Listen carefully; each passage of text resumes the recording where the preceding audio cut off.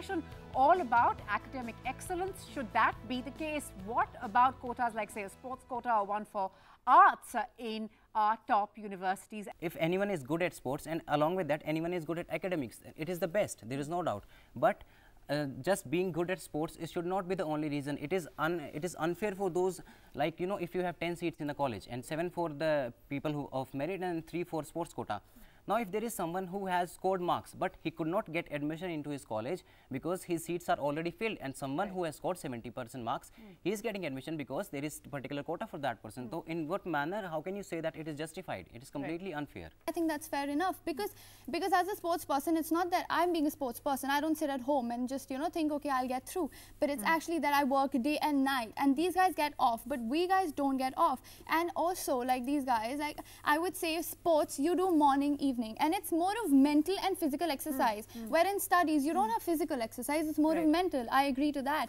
Course or college, what does one choose and why? Asta, your time starts now. You have 1 minute. You're saying course. Tell us why. Only 3 factors had to be considered: the personality of that individual, the interest of that individual, and the ability of that individual. So when these 3 are to be considered, while considering all these facts, it's more important to focus on the course and not the college, because by the end of the day, what results is in the self-fulfillment and the achievement of that individual, which comes from the course and not from the college. You disagree. Why is that? The idea is simple. If you have a clarity that this is what I want to do in life, then fine, go ahead with that course. No matter where you are, you'll shine in that. But most students, when they come out of college, an average student doesn't have this clarity in mind. And when they need to choose, then they should definitely choose a college where they get that exposure, where they get exposure to an outer world, wherein they can gain knowledge in the way they want, and then they can choose a specific field in which they want to get specialized in. Today on Crossfire, what we're discussing is the campaign a realistic goal? Can India achieve its goal of a cleaner India? Everything was set, a 5-year plan for everything. And those plans, if not really achievable, they have sort of impacted in some way or the other the development of India. The problem is that that's not enough to close the gap that she's talking about, right? So let's talk about the goals that are put into place, because the question here is whether or not it's realistic, whether or not it can be achieved. And to say that the awareness is there and not just the implementation is to leave aside a lot of the larger problems, because of its similar campaigns like the Bharat Nirman campaign that was done by the UPA government, which ran on similar lines, just didn't make enough of a splash because this was marketed much better, failed.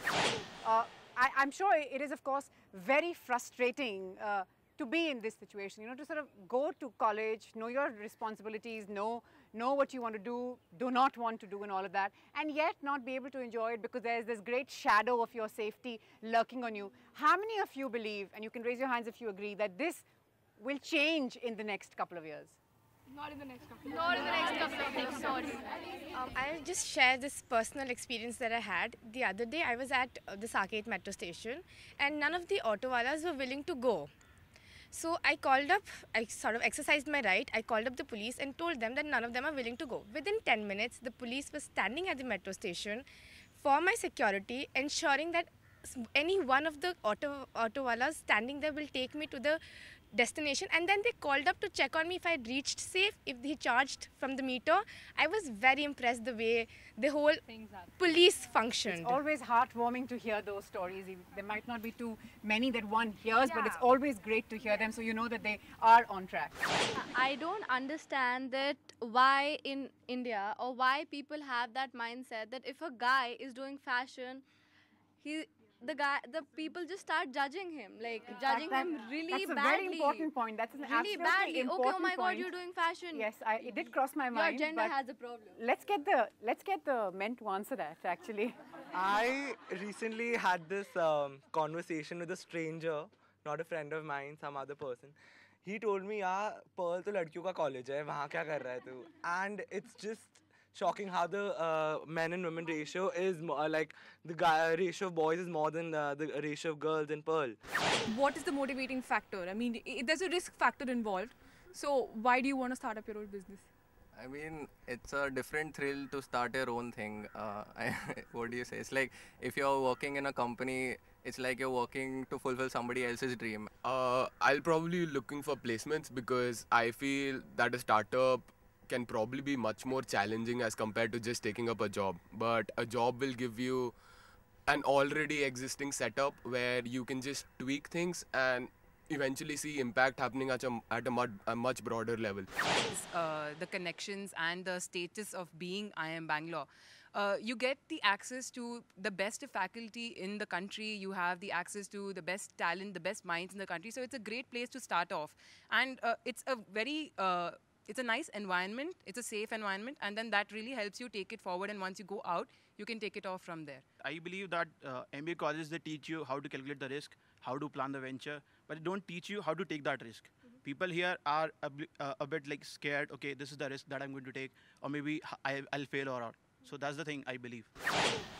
I'd like to say that when I passed my 10th standard and when I got good marks, luckily, I was expected to take science automatically. Like everybody is like, you got a 10 CGPA, so are you going to take science now? Or are you going to take humanities? I mean, humanities is not an option, so go for science. So that's the kind of thinking people have or had. Maybe that's changed a little. Then how did you crack that? Then how do you sort of like I actually did end up taking science because I liked science. But now I'm an economics student, so you discover yourself in between. So I believe that risk is totally inversely proportional to your happiness. The more you're satisfied with your idea, with your creative thinking, the more good outlook you have to your career path and your future and your happiness, of course. People would think that you didn't land a job, that's why you're taking up entrepreneurship. That's the first thing everyone thinks.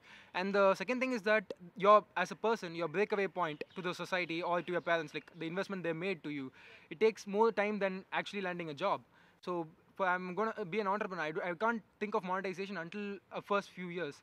So that'll be a problem. Even if for 4 months or 6 months, even though I'm working on something extremely big, which I know will be changing the world, people are not going to buy it.